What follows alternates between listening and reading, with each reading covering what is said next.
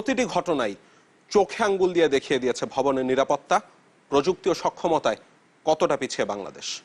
প্রশ্ন যখন মানুষের জীবন মরণের, তখন তো এমনটা হওয়ার কথা নয়। অথচ আগুনের প্রযুক্তি ব্যবহারে অনেক এগিয়ে গেছে বিশ্ব।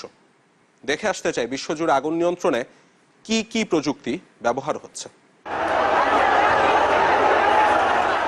নিমতলী চকবাজার পেরিয়ে এবার অভিজাত এলাকা বনানীতে আগুন।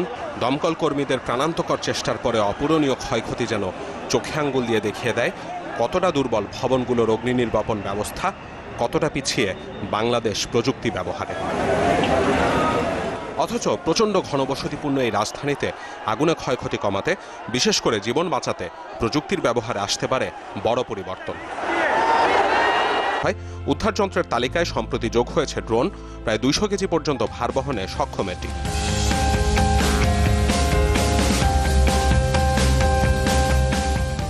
এছাড়াও নতুন ভবনের ইমার্জেন্সি এক্সিটে সিঁড়ির পরিবর্তে এক ধরনের এয়ারলিফট ব্যবহারের পরামর্শ দিচ্ছেন প্রযুক্তিবিদরা। 2 বছর আগে এমনই একটি মডেল দেখানো হয়েছে যুক্তরাজ্যে। ইতিমধ্যেই যুক্তরাজ্য ও ভারতের কয়েকটি ভবনে এই পদ্ধতি যুক্তও করা হয়েছে।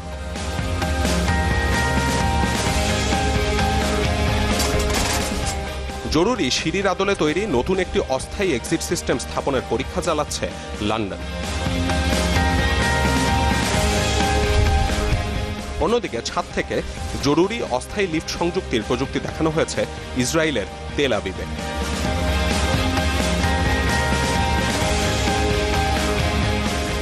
বিশেষ করে হাসপাতালের মতো স্থাপনায় এই প্রযুক্তি ব্যবহারের পরামর্শ উদ্ভাবকদের।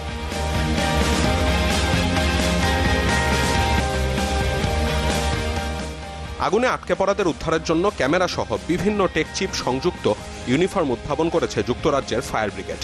আটকে পড়াদের অবস্থান জানতে, নিহত, আহত ও গুরুতর আহতদের চিহ্নিতকরণের জন্য ইউনিফর্মের সাথে সংযুক্ত ক্যামেরা চিপ, আর আগুনের মাত্রা বুঝতে রয়েছে সেন্সর চিপ। একই সাথে আক্রান্তদের উদ্ধার করে সহজে বের হওয়ার পথ দেখাতেও ইউনিফর্মে রয়েছে দিক নির্দেশক চিপ। পরীক্ষামূলকভাবে এর ব্যবহারে পাওয়া গেছে সফলতা।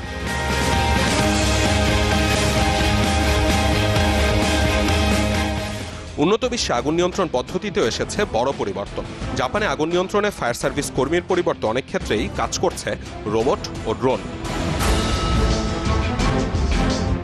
ভূমি থেকে 100 ফুট বা 11 তলার সমান উচ্চতায় লাগা আগুনেও পানি ছুড়তে সক্ষম এই রোবট, যে সক্ষমতা বাড়ানো হচ্ছে আরো। এছাড়া পাইপ লাগিয়ে আগুনের কাছে পাঠানো হচ্ছে ড্রোন। 300 মিটার পর্যন্ত উঁচুতে উঠতে সক্ষম এটি, যা উঠতে পারে টানা 30 মিনিট।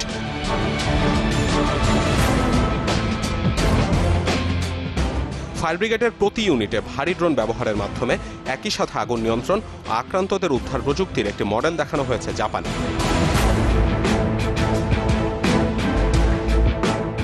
অন্যদিকে পানির সহজ প্রাপ্যতা নিশ্চিতে ফায়ার ব্রিগেডের জন্য মাটির নিচে পৃথক পাইপলাইন স্থাপনের পরামর্শ দিচ্ছে সুইজারল্যান্ডের আগুন নিয়ন্ত্রক কর্তৃপক্ষ।